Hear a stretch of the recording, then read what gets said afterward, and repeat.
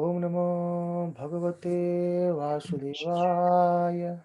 Om Namo Bhagavate Vasudevaya. Om Namo Bhagavate Vasudevaya. Narayanam Namaskrityam Naram Chaiva Narottamam Devim Saraswatim Vyasam Tato Jayam Mudirayet. नष्टप्रायेषु भद्रेषु नित्यं भागवत सेवया भगवते उत्तम श्लोके भक्तिर्भवति नैस्तिके कृष्णाय वासुदेवाय देवकी नंदनाय च नन्दगोपकुमाराय गोविन्दाय नमो नमः नमः पंकजनाभाय नमः पंकजमालिने नमः पंकजनेत्राय नमस्ते पंकजाङ्ग्रहे मम ज्ञानतिमिरान्धस्य ज्ञानाञ्जनशलाकया चक्षुरुन्मिलितं येन तस्मै श्रीगुरुवे नमः श्रीचैतन्यमनोभीष्टं स्थापितं येन भूतले स्वयं रूप कदा मह्यं ददाति स्वपदान्तिकं नमो ॐ विष्णुपादाय कृष्णपृष्ठाय भूतले श्रीमते भक्तिवेदान्तस्वामिनिति नामिने नमस्ते सारस्वती देवी गौरवाणी प्रचारिणे निर्विशेष शून्यवादी पाश्चात्य देशतारिणे जय श्री कृष्ण चैतन्य प्रभु नित्यानंद श्री अद्वैत गदाधर श्रीवासादि गौर भक्त वृंद हरे Krishna Krishna Krishna Hare Hare Hare Ram Ram Ram Hare Hare. Hare Krishna, dear devotees, welcome you all. Apology for last 2 days, and we'll continue today from where we have left. So we were discussing about Lord Ramacandra, and Sukadeva Goswami says in the very beginning of this chapter, before describing this pastime of Lord Ramacandra, he says to Parikshit Maharaj that you have heard it many a time and again. So I'll just give you a brief, and then how Sukadeva Goswami started briefly describing chapter 10, that all the pastimes of Lord Ramacandra, how he killed demon, how he got married with Mother Sita, and then how Ravana being killed, and others we discussed.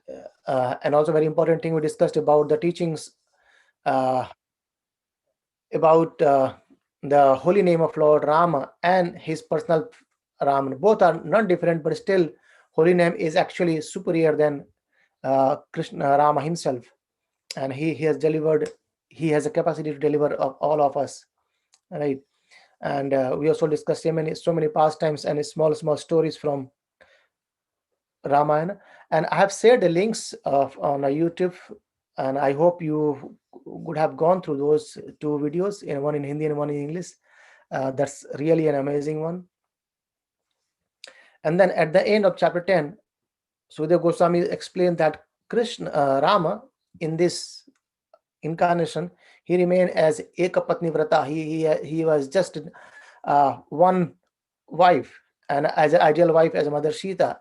And then Prabhupada says that uh, the woman should follow Mother Sita, and the man should follow Lord Brahma, Lord Narada, their instructions accordingly.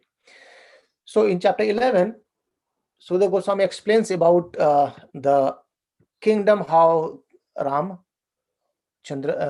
ruled. So Ramacandra, he did an sacrifice in a yajna, and he donated all his kingdom to the different types of priests. So some to Hota priest, some to the Brahmana priest, some to the other priest. He actually given up everything, whole kingdom. However, this Brahmana has no material desire, and they return everything back to Lord Ramacandra, and then he started glorifying Lord Ramacandra. He said, and all the priests said, "Oh Lord, you are the master of the entire universe, and you have given us everything. Nothing is left for us. So, and you have entered within our core of our hearts as well, and you also taken away all the darkness of our ignorance by your effulgence, and that's a supreme gift. And you have accepted us, brahmanas, as your worshipable deity.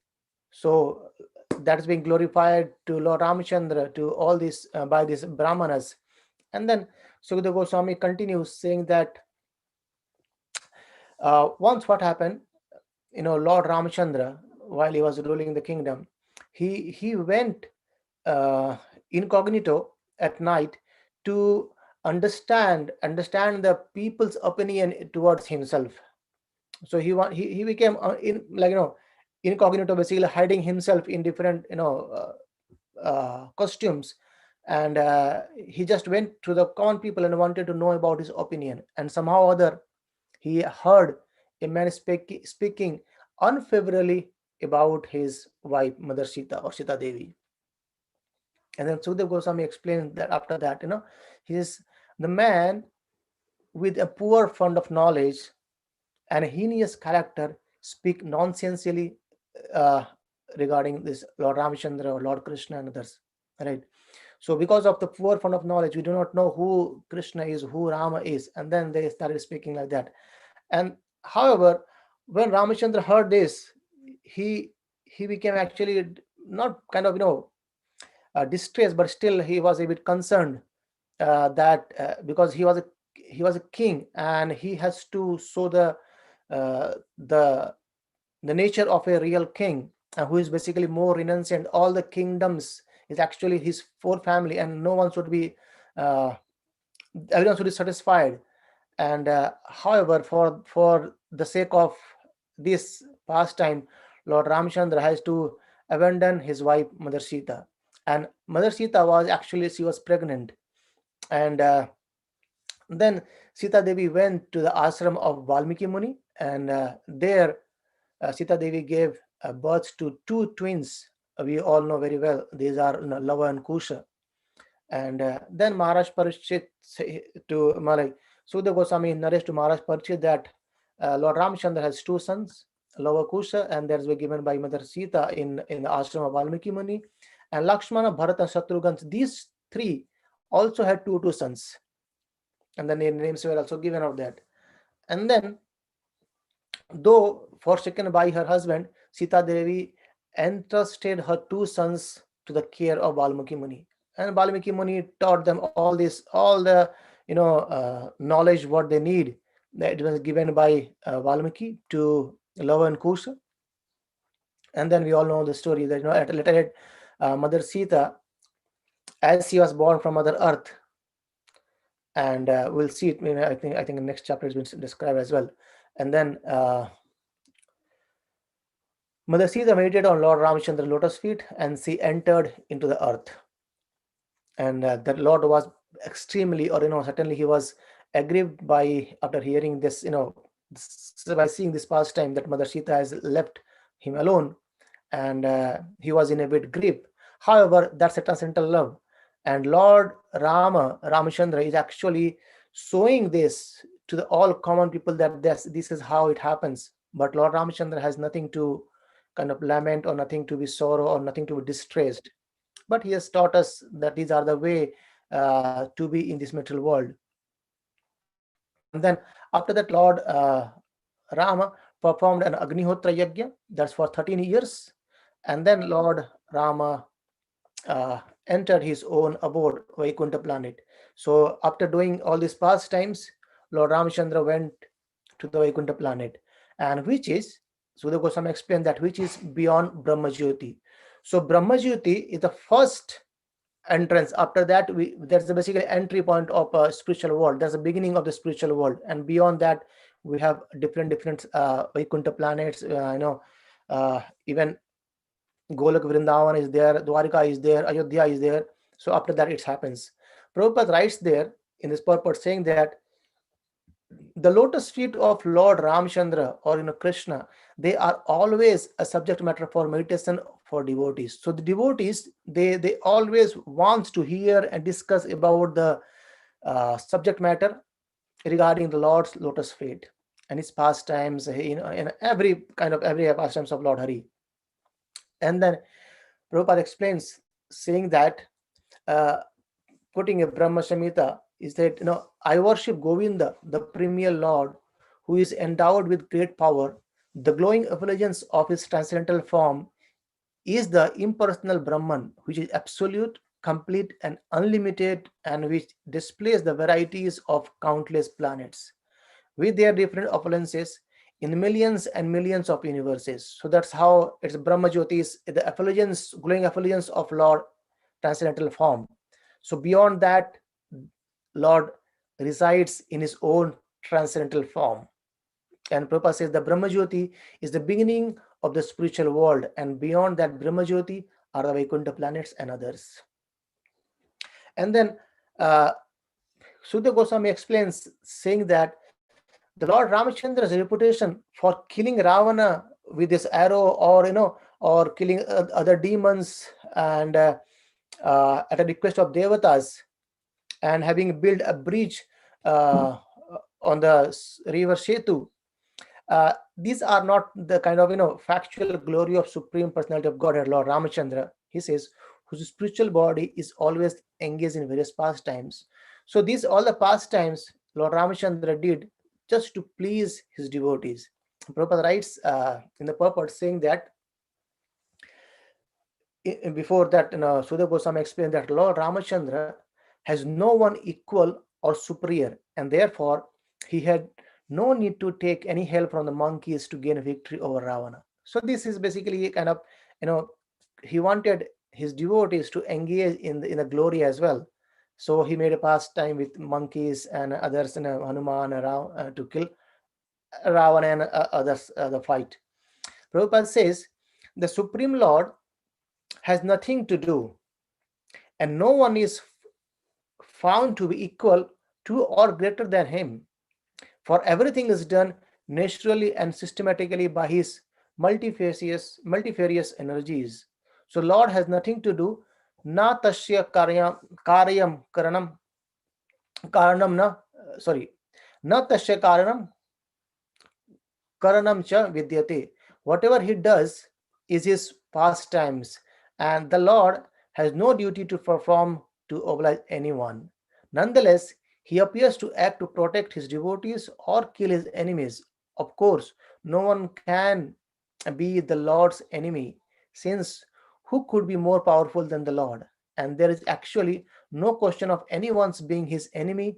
But when the Lord wants to take pleasure in pastimes, he comes down to this material world and acts like human being, thus showing his wonderful, glorious activities to please the devotees.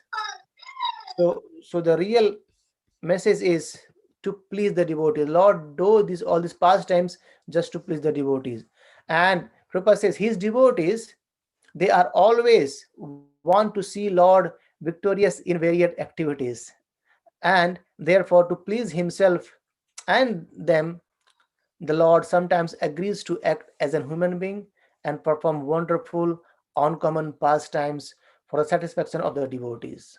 So that is how Prabhupada says that Krishna and Rama, Nrsimha, these are they don't have to do anything. They just wanted to kind of give pleasure to their devotees, and so that by seeing these acts, wonderful acts, they glorify Lord and they talk about Lord, they discuss about themselves. Right. And then Lord Ramachandra returned his abode, to which Bhakti Yoga are promoted. And this is the place to which all the inhabitants of Ayodhya went after serving the Lord in the manifested pastime. So all the who were there in the Ayodhya, they actually went back to Ayodhya Dham as well. And in the similar way, Lord, he became a king, and he actually said, lie, played with this all the people here as a Lord Krishna, and even he accompanied himself as per his wish, as per the pastimes he wanted to do.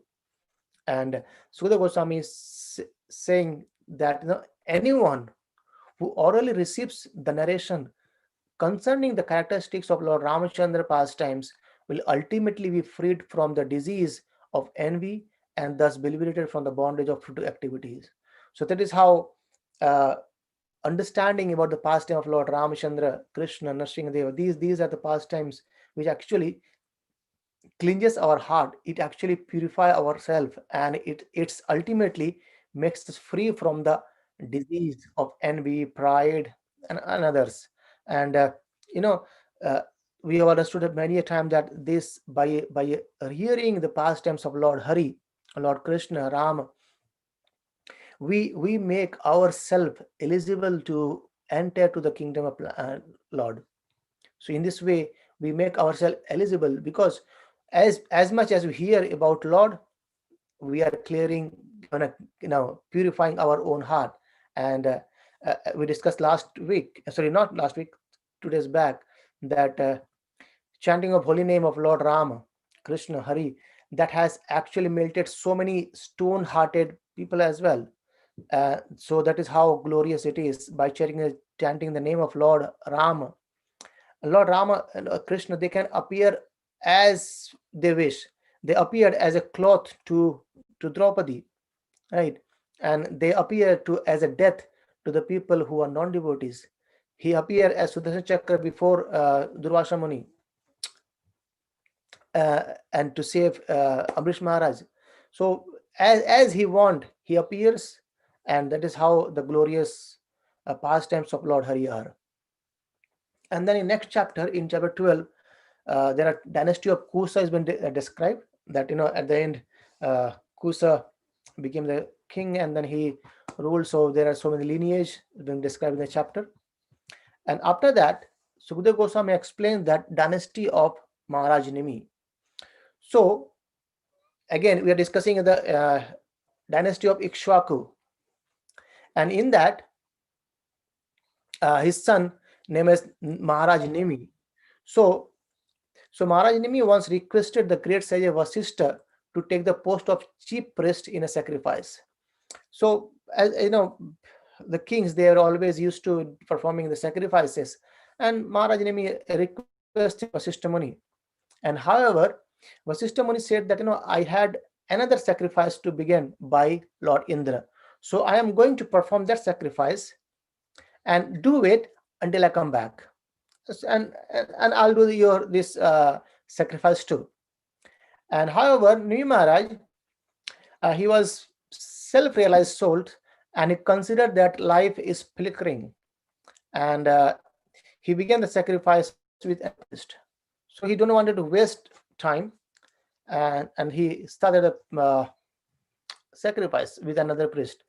And when Vasishtha Muni came back after the sacrifice being performed for Indra, he found that Nimi Maharaj had done the sacrifice. So he had disobeyed his instructions, and thus Vasishtha Rishi got angry and cursed to Nimi Maharaj. He said, "You have lost your religious intelligence," and he cursed to him that you should give up your body. Your body will be given up very soon. And Nimi Maharaj, as he hasn't done any mistakes, he had just invited another priest to do the sacrifice, and he also cursed back to Vasishtha Rishi that you will also give up your body. So they both gave up. They both cursed each other, and they both gave up their body. However, it was described that Nimi Maharaj's body was preserved in a fragrant substance, and one sacrifice being performed by the sages. And the great sages who have preserved the body of Nimi Maharaj, after satisfying to the devatas, they requested to the devatas that if you all are being pleased by the sacrifice, then please bring back the life of Nimi Maharaj. So as a sacrifice being done by the sages, they asked to the devata that if you are actually being pleased by the sacrifice, so please bring back the life of Nimi Maharaj, who actually we have preserved his body. However, Nimi Maharaj said that I do not want any more material body. He says, I do not wish, and I do not wish to accept any more material body, because such body is the source of all distress, lamentation, fear, and everywhere in the universe. So just as a fish in the water, which lives always in anxiety because of the fear of death. So a small fish, he always in the fear that, okay, might a big fish come and eat me, or might someone, fisherman can take me away and then kill me. So they are always in the fear of death. In the similar way, Nimi Mahārāja explained that this body is actually source of all distress, lamentation, and fear everywhere in this whole universe. And however, he said that these devatas, they said to Nimi Mahārāja that, okay, if you want to live in the same your spiritual body, so let Nimi Mahārāja live in the spiritual body as a personal associate of Lord Hari. So that's a blessings to Nimi Mahārāja by devatas, and let him manifest or unmanifest common materially embodied people, and whenever he want, he can do this, right? So whenever you want, he can manifest. Whenever you want, he can unmanifest himself, this material body. So the sages uh, to save from unregulated government, because there was no ruler now, because Mahārāja Nimi has been taken a spiritual body now, and they churned the body which was being preserved,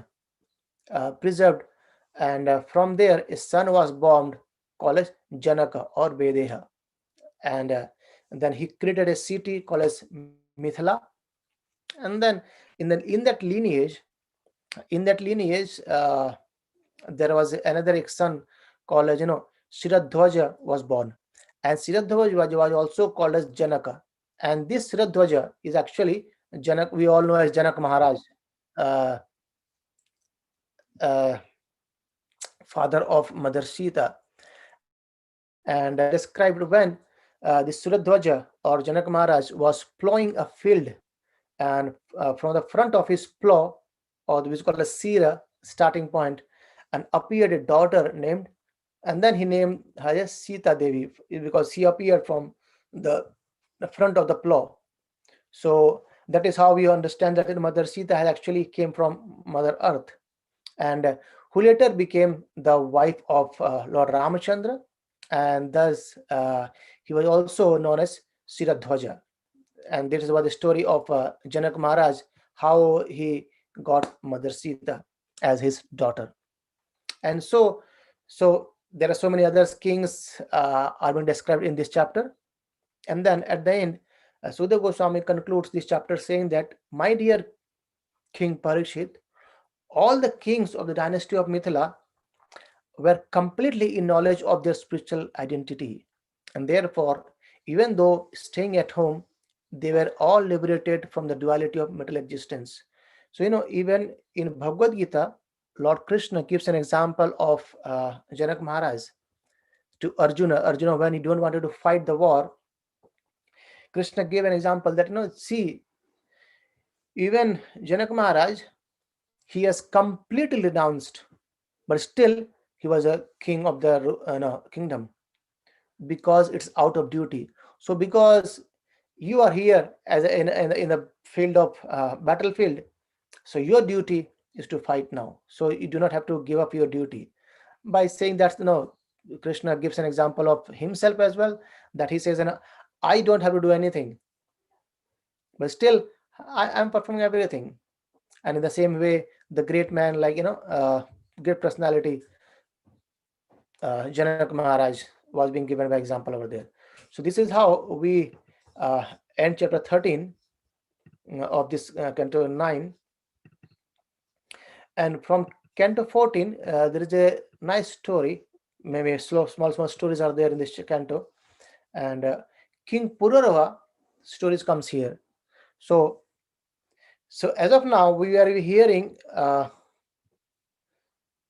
Sun Dynasty till Rāmacandra, and now he started describing about the Moon Dynasty. So two dynasty which comes from Sun and the Moon. So in Sun Dynasty, we see Lord Rāmacandra appeared, and in Moon Dynasty, we will see in later part of this chapter, in this canto, that Lord Krishna appeared in this, and Lord Balrama appeared in this as well. So Sudhir Goswami starts this chapter by saying that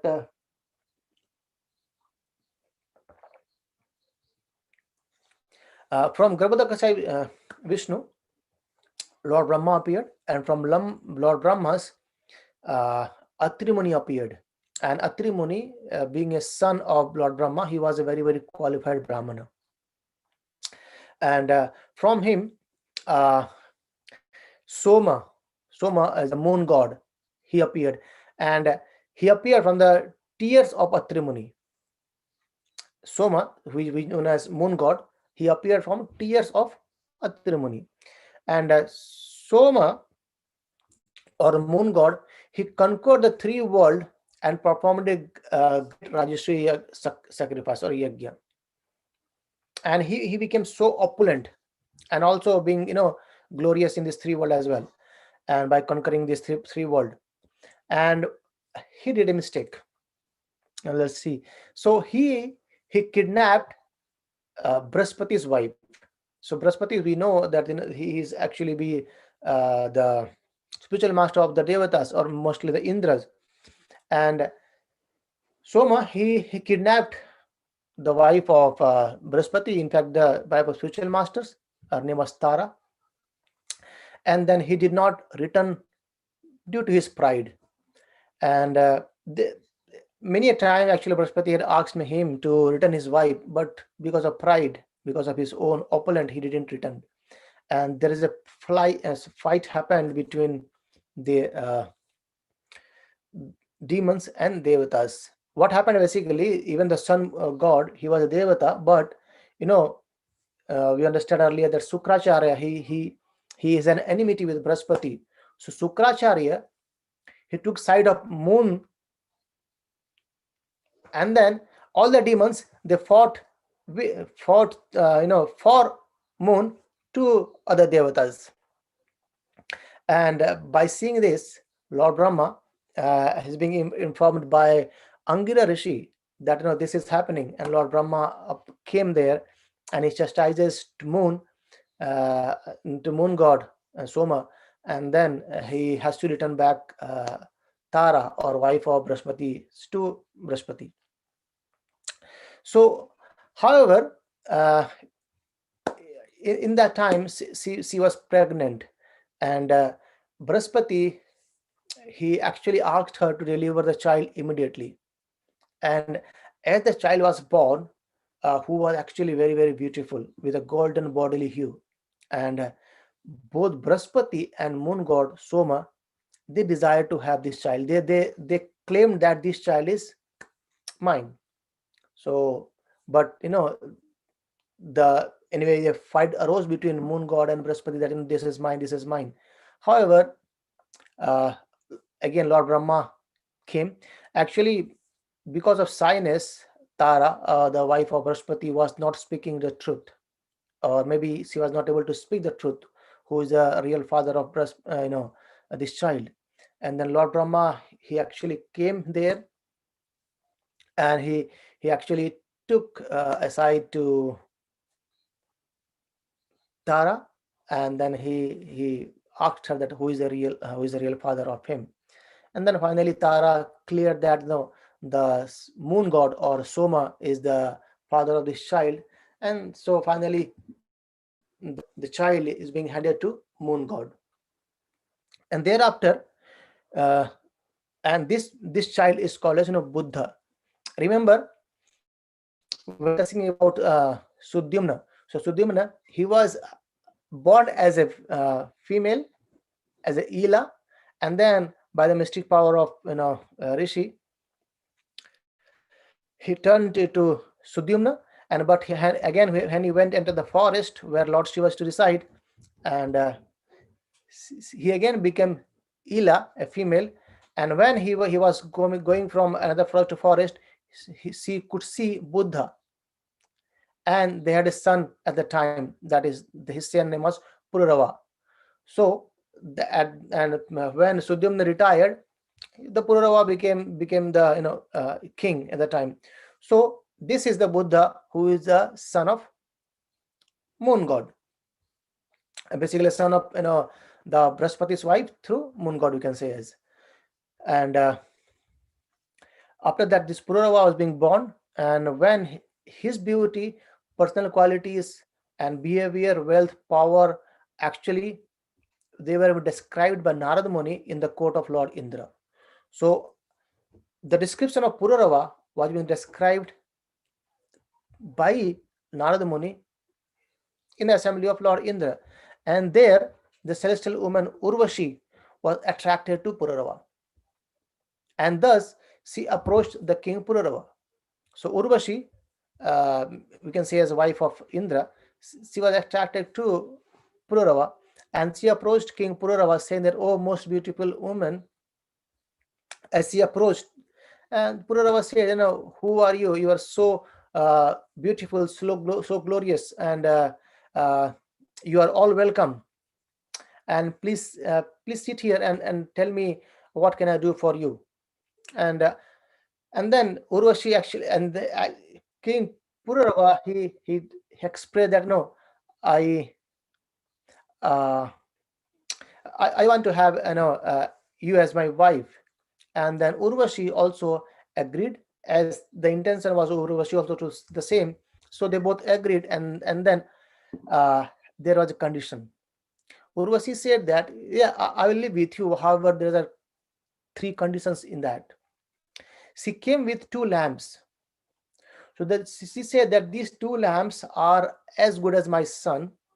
So you have to accept these 2 lamps as my son and also take care of these 2 as my son. She said, although I belong to the heavenly planet and you belong to the earth, I live with you, but these are the conditions that you should accept these 2 lamps as your son, and until I am here, they will be living with us as well. And then she said that second condition, that all the food item, whatever I eat, that should be cooked always in ghee or clarified butter. So that is second condition, that all the food items should be always cooked in ghee. And third condition she made, that I would never see you naked. So in this way, the king also, King both, and Indra, without didn't find the Urvaśī there, and he said that, "No, this." He said that without Urvaśī, this assembly doesn't look beautiful. So he asked Gandharvas to bring back Urvaśī from King Purūravā. And this Gandharva, they came to the earth and with a plan, and they came at midnight, and when everything was dark, they appeared in the house of Purūravā, and then they stole these 2 lamps. So once they stole these 2 lamps, and the lamps started crying, and Urvaśī heard it, and she started rebuking to Purūravā, "Where are my childs? Where are my lamps?"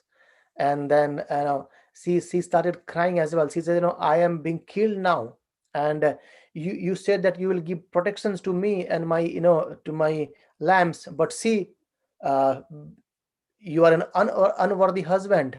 You are not able to protect my my lamps, and though you think yourself as a great hero." And then see how the things has been happened. This Purūravā become a bit angry, and he became angry, and actually, without dressing properly, he took out his sword and went naked in the night to the Gandharva, to follow Gandharvas. And just this was the plan, what Gandharva wanted, kind of succeed in the plan.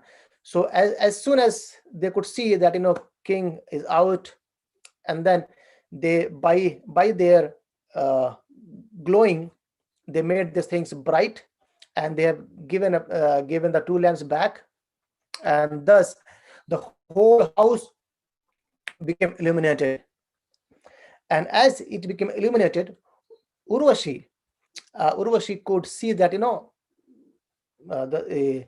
Purūravā is coming back with the lamps in hand. However, there are the condition that she should not see king naked, and she could see now Purūravā naked, and therefore she left the company of Purūravā. And not finding Urvaśī, Purūravā, he nearly became mad. He was going, traveling all around as a madman.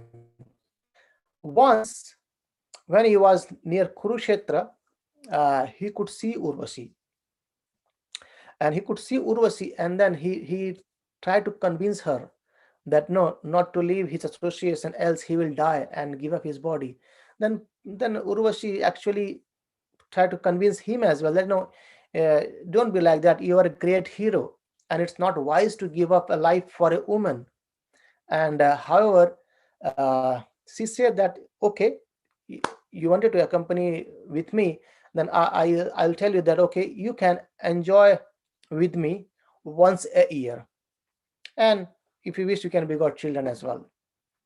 And in this way, they used to meet once a year. And though King Purūravā was so much attached towards Urvaśī, and in the next meeting, he did not wanted to give the association of Urvaśī. And then Urvaśī said that no, there is another way. If you want to associate with me, that you can please go to Gandharva and pray to Gandharva, and they will return me to you. And then so the king went, and however the Gandharvas, they are being pleased, but they tweaked. They gave another lady. They gave another lady who was as good as Urvaśī. Her name was Agnisthali. So later on, king could recognize that she is not Urvaśī, and also he left Agnisthali in the forest itself. And at the beginning of this Treta Yuga, he performed a fire sacrifice, and he was actually able to go to Gandharva Loka as he desired. So he wanted to go to Gandharva Loka and enjoy with there. So he gave up the association of Agnisthali, and he went back to Gandharva Loka. So that is how we end chapter 14, and we'll continue chapter 15 on Monday, and where we'll discuss about a warrior incarnation of Lord as Parashuram. Any thought, any questions? Please let me know, we can discuss.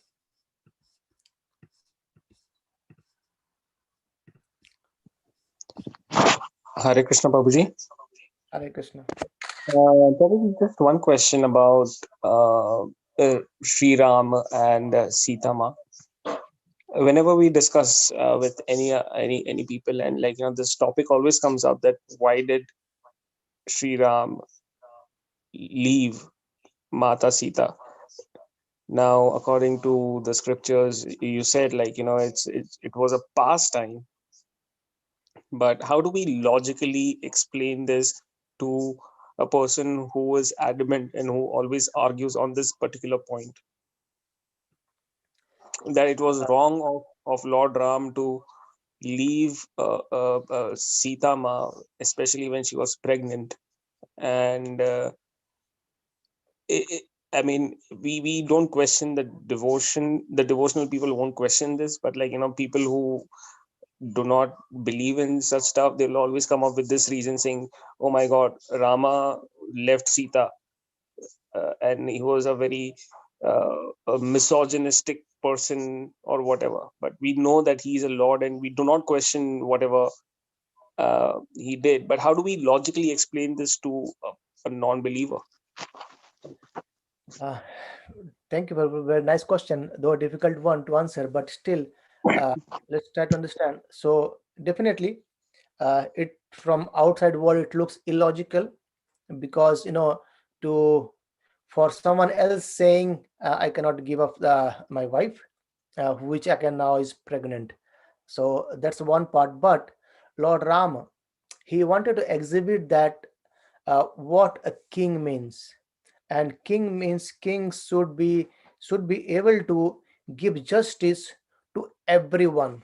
And if it is being claimed that the king is doing not proper, so the point why it happens, why Lord Ram has to exile Mother Sita, was a reason that the what happened is the one who was speaking about Lord Rama at the time, they say that a wife of his own wife actually, she went somewhere outside, and she came back to his house, and that person told, in the past time, that person told that Ram can accept a woman who is being living in the forest of Ravana for a long time, but I cannot accept it.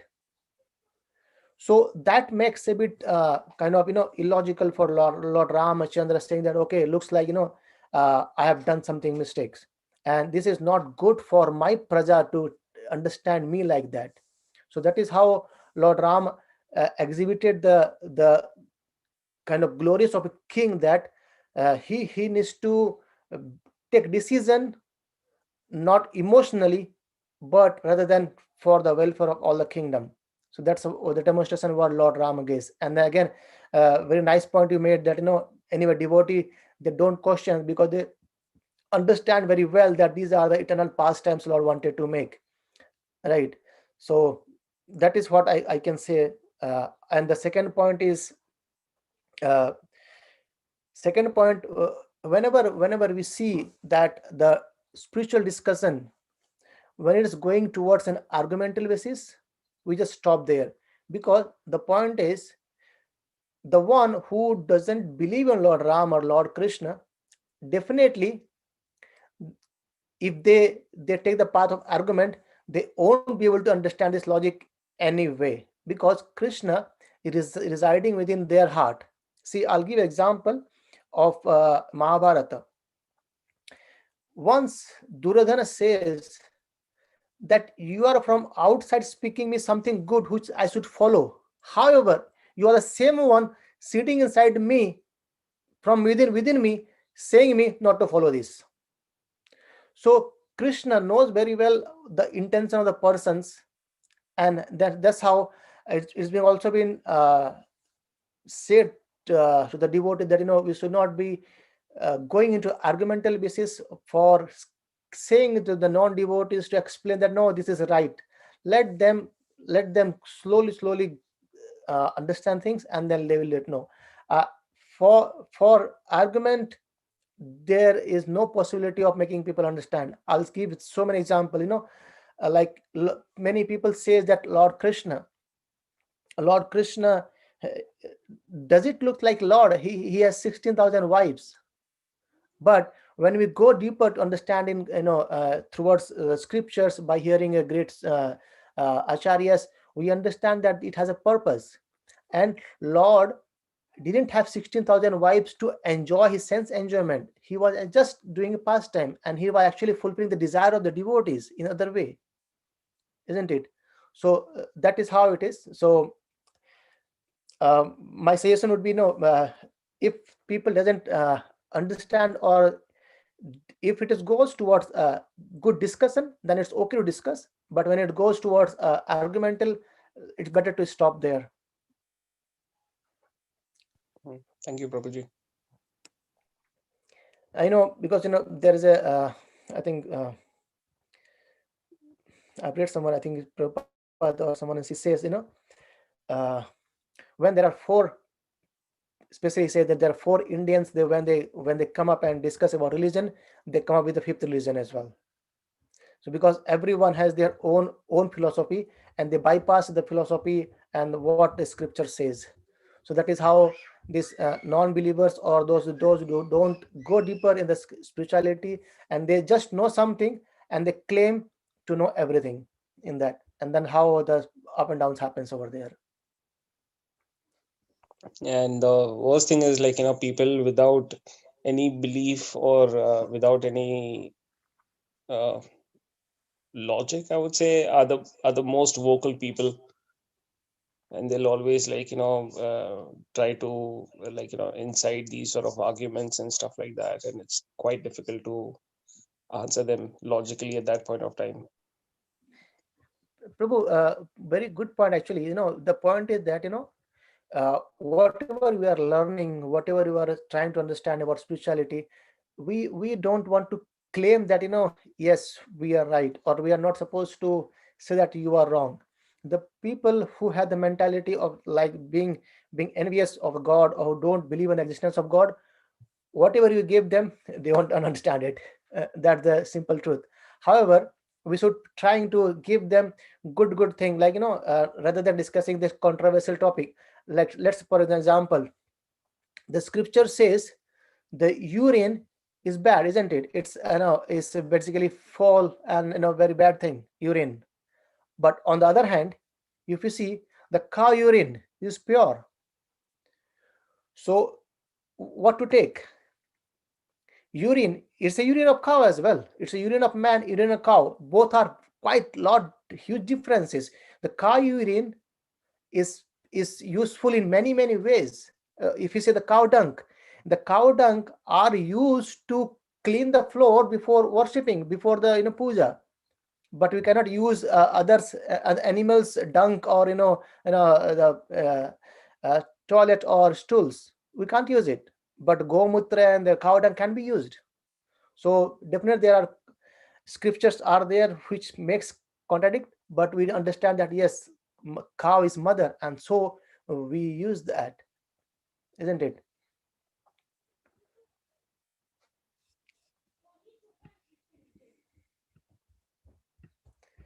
All right.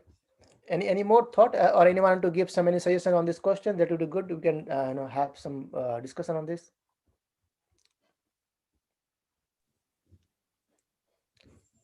Prabhu, if I may just say, I don't have sufficient knowledge, but I often, people ask me, and even my own relatives, they question some of the logics, and I find that a lot of things in the modern society, they seem to be saying things that are probably already established in the Vedic scriptures, which sort of proves that there is a logic for things. It's just that we don't know it because we've not read the scriptures. So I think it is there, and everything that we or our in our culture and in the Vedic culture, there is a reason for everything. And with regards to why Ram, my understanding, it might be wrong, but why Ramacandra basically let Sita go was because he was showing that effectively how much as a king he had to, this basically as a king, what his duty was to his subjects, how much what it meant is ultimately he even had to sacrifice his own wife because his duty was to his subjects. And where obviously there was some subjects on his side, some subjects were also then saying bad things about the fact that Mata Sita was actually in forest, for so long, and looking at it negatively. He had to, as I understand it, or I assume that in order to bring peace and in order to calm the situation, and I think that's probably why he's basically allowed Masita to be to basically leave the kingdom, and obviously he ensured that she was in a safe place. Obviously, as the Lord, he's aware of everything, and as you say, it is his lila. But I think every avatars, when they do come, they have a purpose, and his purpose, as I understand it, was to show what a true king should be to his subjects, etc. So I think that's what it was, if I'm right, Prabhu. I think absolutely right. That's the what understanding is. That is how you wanted to show that there's a duty of king as well. I can sacrifice my own family for the duty of a king. That's absolutely well said. And I think one of the good point also, that when Mother Sita was in the custody of Ravana, that also proved that how chaste she was towards Lord Rama, and that chased her about her towards Lord Rama and made Ravana being killed. That's again a Prabhupada says that if a woman, if woman can be that level of chaste, the wonder can happen, right? So that's again a good point. There's another more controversial things comes, like why Lord Ram killed Bali hiding under tree, right? So these kind of questions comes, but there's a logic behind that as well. Why Lord Ram killed Bali just hiding behind the tree? So absolutely everything has a reason. And to be very honest, to understand the God precisely, I will say the Rama and Krishna, and it's very, very difficult to understand them with logical things, right? We cannot understand them with logic. Many times we understand that we can understand Krishna, Rama just through devotion, not through our scholarly teachings, scholarly understanding, or high education, or highly sophisticated in life. It's not the quality to understand Lord, it's the quality is to devotion, right? Thank you for the nice points and discussions.